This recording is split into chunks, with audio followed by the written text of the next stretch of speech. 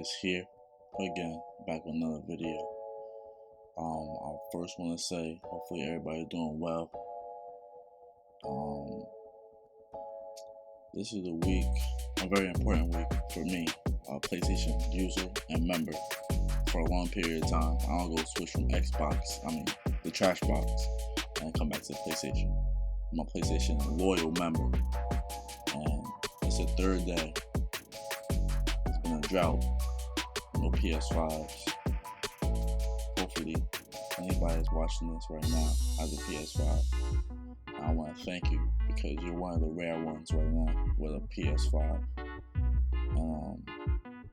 Since the topic's been so high about the PS5, I wanted to react to a Wall Street Journal video on how PlayStation Saved Sony.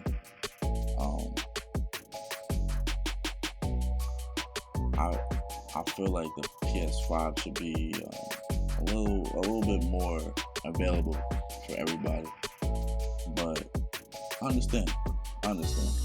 The PS4 was nothing like this. The first day, like, sites getting crashed. The first minute of refreshing the page, you're trying to get the PS5 in your cart. But I see how there's a difference between the PS4 release date and the PS5 release date. It makes sense. I do want to play it. I do not want to spoil myself and watching any review on the PS5. I want to see it in person. I don't know about y'all, but that's one of the things I want to do. And I want to see. I was a little curious with this title, how PlayStation Saved Sony. How that happened, because Sony does all the electric stuff, but PlayStation is the game itself and the console itself. So I want to see how behind the scenes all this stuff is happening, And hopefully you guys enjoy this video. I'm about to start it right now. 3, 2, 1. Right now, the video game industry is booming. Sales of gaming hardware and accessories have spiked as consumers have been forced to stay home due to the coronavirus pandemic. One of the biggest beneficiaries has been Sony, maker of the PlayStation.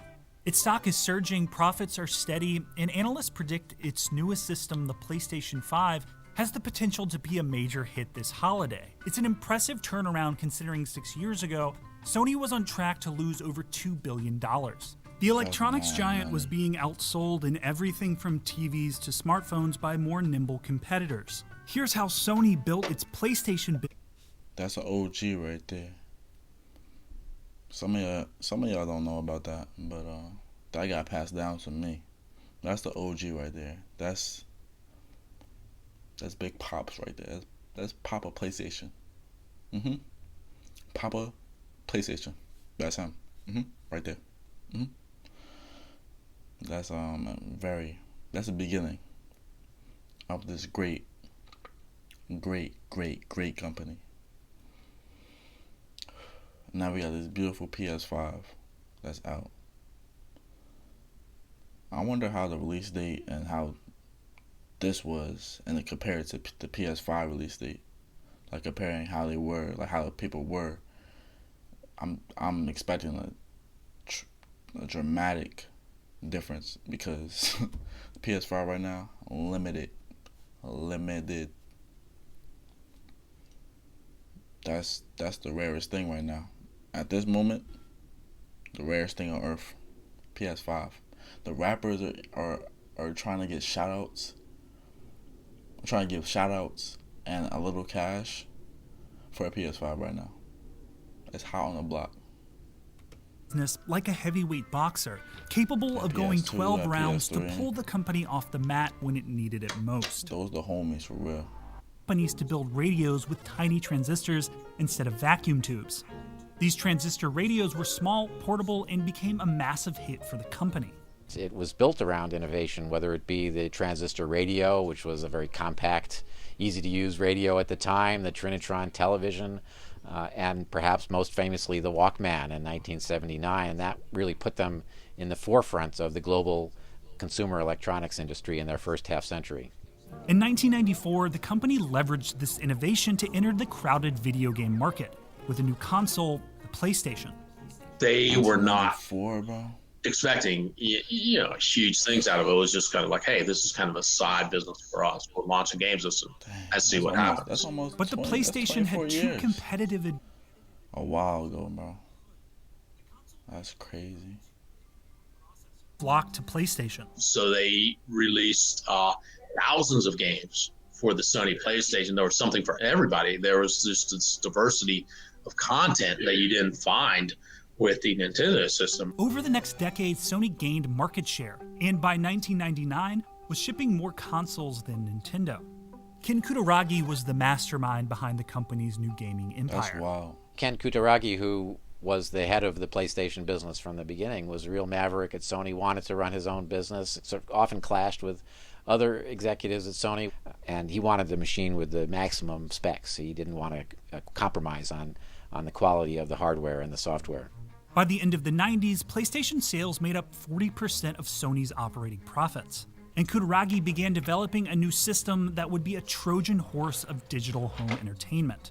The PlayStation 2 was released in 2000. It 20 years featured ago. a DVD player and offered exclusive online play for blockbuster games like Madden Football and Tiger Woods PGA Tour. If y'all want me to react to All a game developers graphics were comparison committed to to Sony. all these PlayStations, I'll do that because it's amazing how it came from blurriness to clear as like people looking at it and like, oh, you watching a real life basketball game right now on NBA? Nah, it's the game. It's the game, bro. It's the game, bro. Like, you gotta tell them because it looks so real. And when that PS6 comes out, if they name it another name or the PS6 actually is the name and comes in 5 or 6 years, that's gonna look wild. The graphics are gonna look crazy. It's like, how better is it gonna be? And that's how it is feeling getting a new PlayStation console, which is really crazy to think about. Every single time you're excited to see what else they have that's new.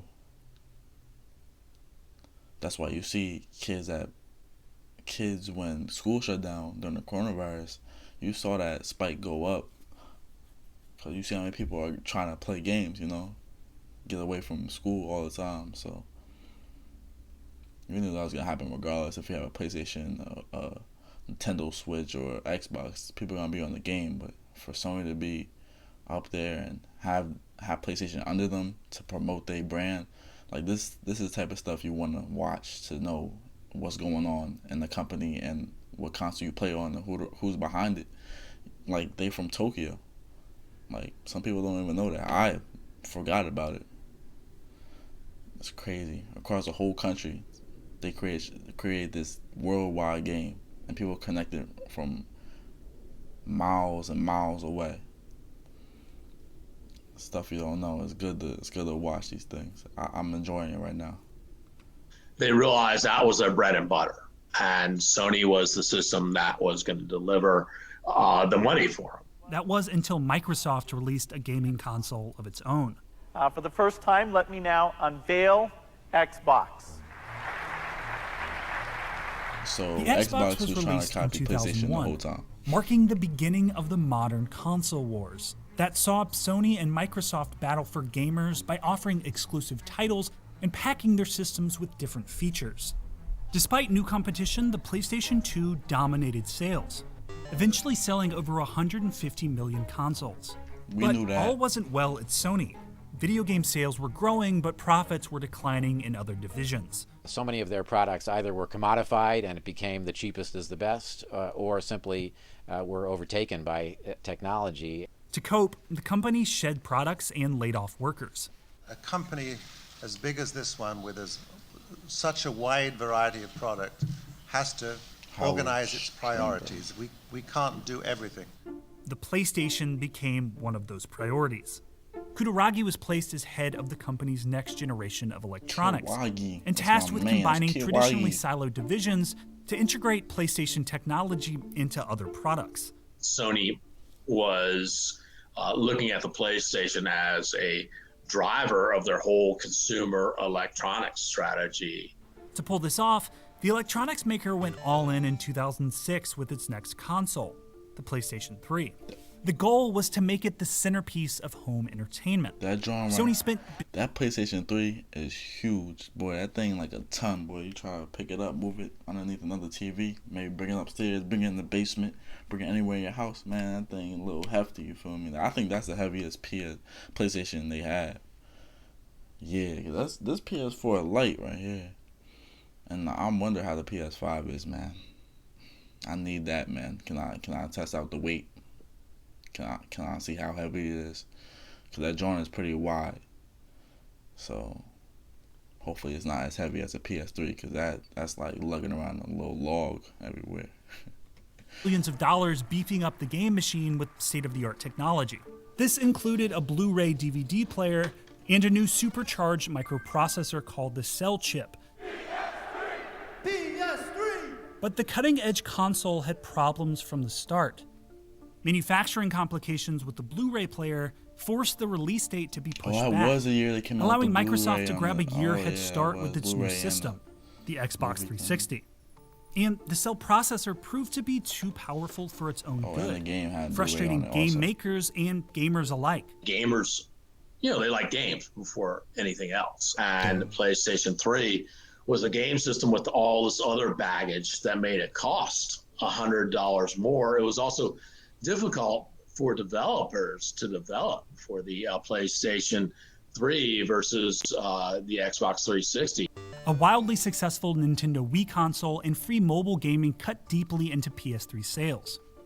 By 2014, Sony had suffered an annual loss for 4 out of the previous 5 years. Before, the company had used its video game business as a crutch.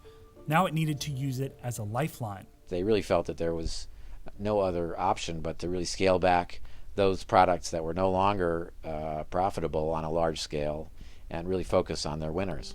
Those winners included image sensors Sony made for smartphone cameras and the PlayStation 4, which the company had just released. At that point, they really had no choice but to put most of their energy into the PlayStation because it was the only product left in the hardware side with growth prospects. To recapture gamers, experts say the company focused on what made previous consoles successful: games. It expanded its online ecosystem by offering games that were free to play through its PlayStation Plus subscription service. Oh, Drive And Club. it allowed cross-console play for popular titles like Fortnite, I need a card meaning game on Xbox and PS5. PlayStation gamers could play sure. together online.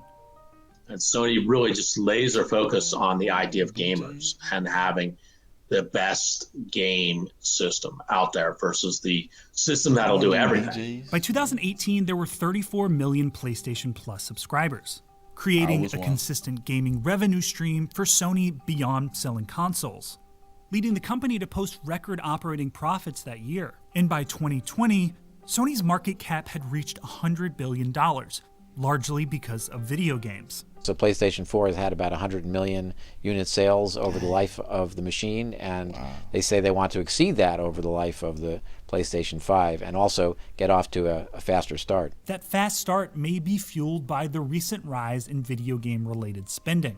But analysts say the new Xbox consoles will provide plenty of competition for the PlayStation 5. And for Sony to stay in the ring, the electronics innovator will have to keep innovating. Thank you, Wall Street Journal.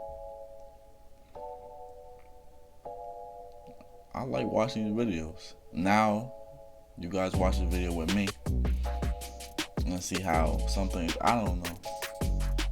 I learned right here. Like, I forgot, first of all, PlayStation was made in Tokyo. They developed it in Tokyo. They got microprocessors. I don't know what that stuff is, but that stuff works. I even forgot PS3 had problems with the Blu-ray disc, because when I got mine, I just sent it back. And I got a new one. And now it was good, but obviously we on the PS4 going to the PS5, so man, I'm trying to see what's up with this PlayStation 5 for real. If y'all could help me out. I mean, everybody taxing right now, you know. Anyway, I think it's all, I mean, everybody wants it, but it's all hype on being the first couple to get it because it's so rare right now. And how the same thing it goes with clothes or sneakers, you feel me? I understand, but I feel like they taxing on different websites and stuff like that, and even with Walmart, Target, Best Buy, and I think there's one more. Oh, Sony. Like, how many PS5 do you guys actually have in stock? Because a certain amount of people that's sitting there on their phones waiting, I'm seeing them like 0.1%, bro. I'm not getting it. Like, they're not even getting past the website. They getting the PS5 in their account and it's gone. You feel me? Like, page crashed. Your cart empty. Nada. Nothing. Come back. What time? Whatever time they tell you. Feel me? Walmart was talking about some 6 o'clock. Come back 6 o'clock. Come back 6 o'clock. By the time it's 6:01, same thing over again. Little cycle. Man, I just need a PS5, man. I ain't stressing that much to pay no tax. But man, if you got a good price on a digital PS5, because people are not even using discs no more, using streaming services like Netflix and stuff like that. Netflix, Hulu, and Shutterfly. It's a bunch of other streaming services. You know what I'm talking about. But if you got a PS5 digital that you're not taxing, on my phone, on Instagram, Humble Stunna, the same thing as my YouTube. I'm about to wrap it up right now, though. Thank you for watching my video. Hopefully you guys learned something with the PlayStation and how it saved Sony. Stay humble.